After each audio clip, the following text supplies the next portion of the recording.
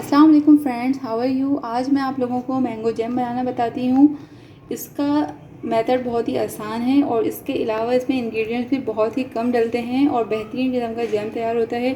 इसके लिए हमें चाहिए मैंगो पल्प, लेमन एक अदद, 1 कप चीनी और 1/4 या हाफ कप पानी ले लेते हैं। तो चलें स्टार्ट करते हैं।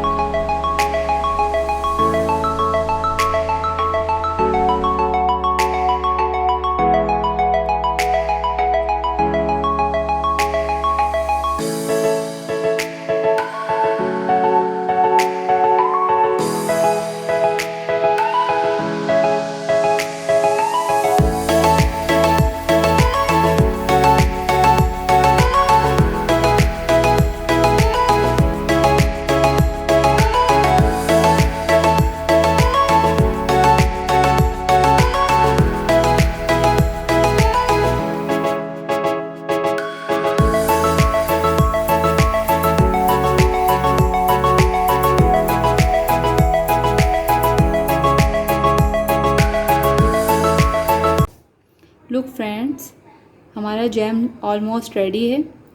हमने इसको इस फॉर्म में लाकर चूल्हा बंद कर देंगे क्योंकि जब ये ठंडा होगा तो ये थोड़ा सा और थिक हो जाएगा। ठीक है, अब हम इसको एक जार में स्टोर कर देते हैं।